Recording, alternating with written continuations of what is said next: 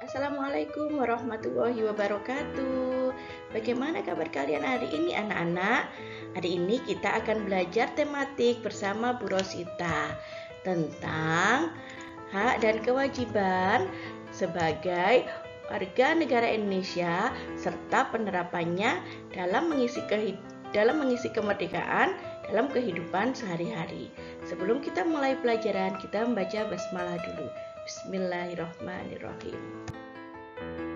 Nah, anak-anakku, kalian pasti di semester 1 sudah dijelaskan tentang hak, kewajiban, serta tanggung jawab kalian sebagai warga negara. Dari gambar ini, kalian pasti akan bisa melihat. Hari ini kita akan belajar hak, kewajiban, serta tanggung jawab warga negara Indonesia yang tercantum pada pasal 27 sampai pasal 34 Undang-Undang Dasar 1945. Nah, anak-anak, ada beberapa kewajiban warga negara yang tercantum dalam pasal 27 sampai 34. Ada kewajiban sebagai warga negara untuk membayar pajak. Mengapa membayar pajak? Karena pajak yang kita bayarkan itu digunakan untuk atau dikembalikan lagi kepada rakyat untuk membangun sarana dan prasarana serta infrastruktur yang ada di negara Indonesia. Yang kedua adalah kewajiban untuk membela negara. Setiap warga negara berhak dan wajib ikut serta dalam kegiatan membela negara apabila negaranya dalam keadaan darurat atau dalam keadaan bahaya. Ada juga kewajiban kita memelihara lingkungan sekitar kita. Kenapa kita wajib memelihara lingkungan? Seperti yang dijelaskan dalam semester 1, memelihara lingkungan adalah kewajiban setiap warga masyarakat sehingga mereka nyaman untuk berada tinggal di lingkungannya tersebut. Ada hak warga masyarakat atau warga negara untuk memeluk agama dan keyakinannya sendiri serta berkewajiban menjalankan agama dan ibadahnya menurut kepercayaannya masing-masing. Ada juga setiap warga negara berhak untuk mendapatkan persamaan hukum. Kemudian ini yang di dalam pasal 31 yang sekarang sedang kalian lakukan adalah setiap warga negara berhak untuk mendapatkan pendidikan yang layak. Serta yang seperti kemarin sudah kita lalui bersama adalah pemilu. Kenapa kok ada pemilu? Karena setiap warga negara berhak dan wajib untuk diberikan kebebasan mengeluarkan pendapatnya. Nah, anak-anak, setelah ini kita dijelaskan sama Bu Ita lagi ya.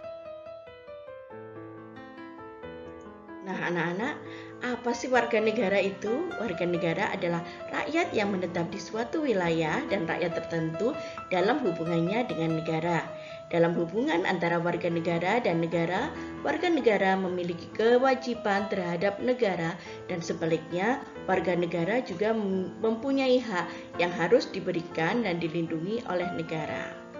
Hak warga negara adalah segala sesuatu yang harus didapatkan warga negara dari negara atau pemerintah. Sedangkan kewajiban adalah segala sesuatu yang harus dilaksanakan oleh warga negara terhadap negara.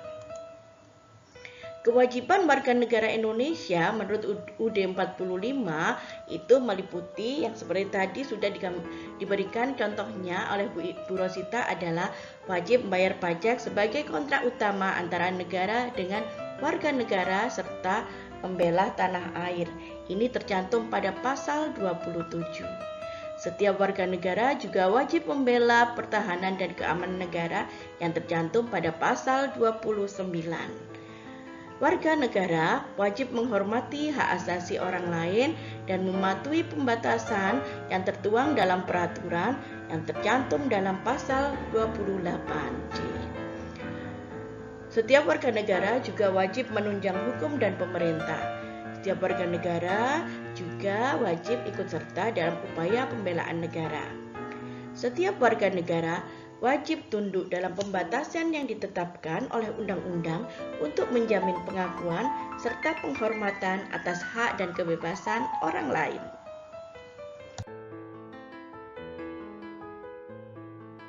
Kewajiban sebagai warga negara. Sekarang kalian akan mempelajari tentang hak warga negara. Beberapa hak warga negara Indonesia yang tercantum pada pasal 27 sampai 34 UUD 45 adalah hak atas pekerjaan dan penghidupan yang layak. Artinya, setiap warga negara berhak untuk mendapatkan pekerjaan sesuai dengan kemampuan dan keahliannya masing-masing. Kemudian hak membela negara.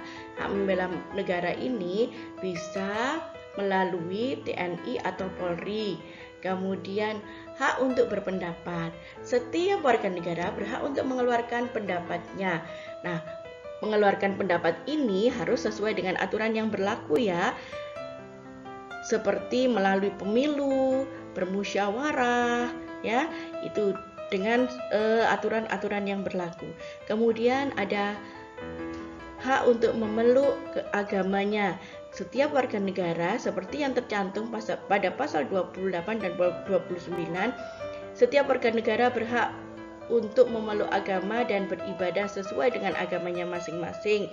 Ini merupakan penerapan dari sila pertama pada Pancasila. Kemudian ada hak untuk mendapatkan pengajaran. Setiap warga negara berhak untuk mengikuti pendidikan dan pengajaran selama 12 tahun, yaitu dari SD, SMP, hingga SMA. Dan ini juga merupakan kewajiban pemerintah untuk memberikan hak tersebut kepada setiap warga negara. Dengan wajib belajar 12 tahun, warga akan mendapatkan pendidikan dan pengajaran yang layak, sehingga memberikan manfaat bagi negara. Kemudian, setiap warga negara berhak untuk mengembangkan dan memajukan kebudayaan nasional Indonesia. Kita sebagai bangsa Indonesia harus bangga terhadap perbedaan budaya yang ada di Indonesia. Karena dengan perbedaan budaya tersebut, Indonesia menjadi negara yang kaya akan budaya. Kemudian, setiap warga negara berhak mendapatkan ekonomi serta mendapatkan kesejahteraan sosial. Dan terakhir, setiap warga negara berhak untuk mendapatkan jaminan sosial.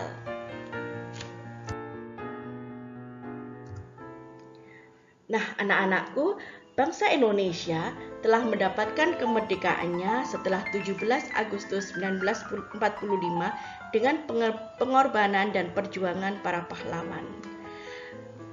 Berarti dengan demikian bangsa Indonesia memiliki hak untuk menyusun program-program dalam rangka mengisi kemerdekaannya. Bebas dan merdekanya Indonesia dari penjajah bukanlah tujuan akhir, tapi sebuah sarana untuk mencapai tujuan dan cita-cita nasional. Oleh sebab itu, kita harus mengisi kemerdekaan yang diraih dengan berbagai kegiatan positif yang dapat membangun bangsa dan negara. Adapun beberapa makna proklamasi bagi kemerdekaan seperti yang kemarin sudah diterangkan pada semester 1 adalah proklamasi kemerdekaan yang ada di Indonesia itu adalah sebagai puncak perjuangan bangsa Indonesia dalam melawan penjajah. Kemudian menjadi pernyataan de facto atau pengakuan kepada luar negeri bahwa Indonesia telah menyatakan diri sebagai negara yang merdeka. Sehingga dengan pengakuan tersebut, maka negara-negara akan mengakui kemerdekaan yang ada di Indonesia. Makna proklamasi yang lain adalah meningkatkan martabatnya bangsa. Ketika Indonesia ditindas penjajah, Indonesia tidak dianggap sebagai negara oleh kaum penjajah.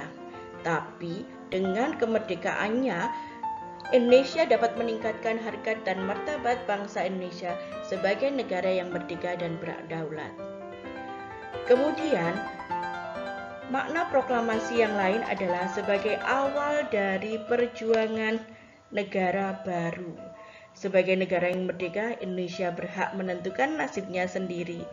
Generasi penerus bangsa juga harus berusaha untuk berjuang membangun negara, membuat Indonesia menjadi negara yang lebih baik dari sebelum terjadinya penjajahan. Dan yang terakhir, makna dari proklamasi adalah sebagai tonggak sejarah negara Indonesia.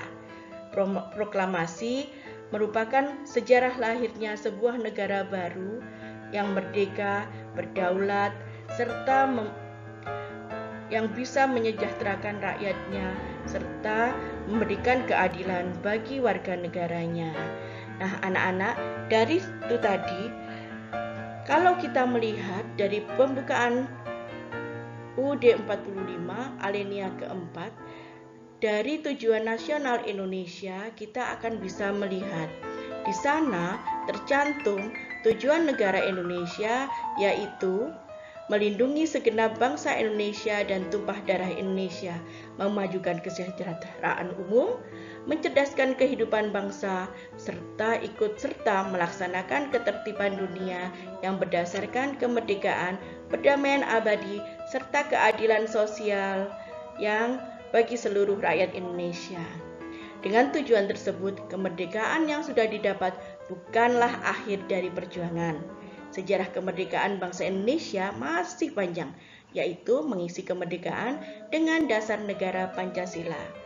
Tujuan nasional juga akan tercapai jika didukung oleh masyarakat Indonesia yang melaksanakan hak kewajiban dan tanggung jawabnya secara seimbang, bukan hanya tanggung jawab pemerintahnya saja.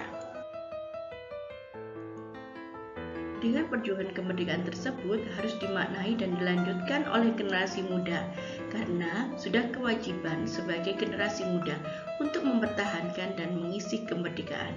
Ada 3 sikap atau perilaku mempertahankan kemerdekaan yang dapat kita terapkan dalam kehidupan sehari-hari, yaitu menjaga persatuan dan kesatuan bangsa, karena persatuan dan kesatuan merupakan hal penting dalam mempertahankan kemerdekaan. Penjajah mudah merampas kemerdekaan suatu bangsa jika rakyatnya tercerai-berai. Oleh sebab itu, kita sebagai generasi muda wajib menjaga persatuan dan kesatuan dengan saling berhormati dalam bermasyarakat. Yang kedua adalah cinta tanah air. Bangsa Indonesia kaya akan budaya dan kekayaan alamnya. Kekayaan budaya alam tersebut harus kita jaga dan kita lestarikan. Dengan mencintai tanah air, berarti kita turut mempertahankan kemerdekaan. Cinta terhadap tanah air dapat menumbuhkan rasa memiliki dan bangga terhadap tanah airnya. Juga akan mendorong untuk melakukan sesuatu yang terbaik bagi bangsa dan negara. Yang ketiga adalah rela berkorban demi bangsa dan negara. Sikap rela berkorban demi kepentingan bangsa dan negara sangat dibutuhkan dalam mempertahankan kemerdekaan. Sikap rela berkorban bukan hanya dalam bentuk perjuangan dalam peperangan, tapi sikap rela mengorbankan kepentingan pribadi demi kepentingan bangsa dan negara. Nah, anak-anak, setiap warga negara memiliki hak dan kewajiban yang sama, sehingga seharusnya setiap warga negara melaksanakan kewajiban dengan penuh kesadaran dan menjadi warga negara yang baik. Kewajiban yang tidak dipenuhi dapat mengganggu orang lain dalam menerima haknya.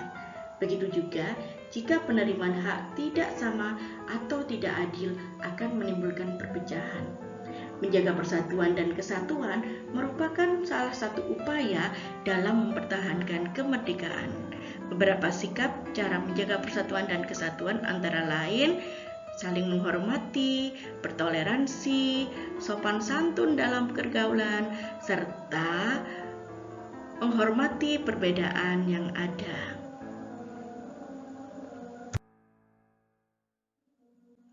Nah, anak-anak, itu tadi penjelasan dari Bu Rosita. Setelah itu kalian akan mendapatkan 2 tugas ya. Tugas yang pertama adalah menjawab pertanyaan tentang hak dan kewajiban berikut. Silahkan untuk menjawabnya di e-learning kalian. Tugas yang kedua yaitu penerapan dalam mengisi kemerdekaan. Silakan untuk mencari lewat majalah, surat kabar, atau browsing dari internet tentang upaya pemerintah Indonesia untuk menciptakan masyarakat Indonesia yang sejahtera. Berikan contoh minimal 2 gambar yang sudah ditempel pada kertas HVS atau buku tulis. Silahkan difoto kemudian upload di e-learning kalian. Oke anak-anak, demikian penjelasan tematik hari ini. Semoga memberikan manfaat bagi kalian. Jangan lupa untuk mengerjakan tugas-tugasnya tepat waktu ya. Oke, kita akhiri pembelajaran dengan membaca hamdalah alhamdulillahirabbil alamin. Terima kasih. Wassalamualaikum warahmatullahi wabarakatuh.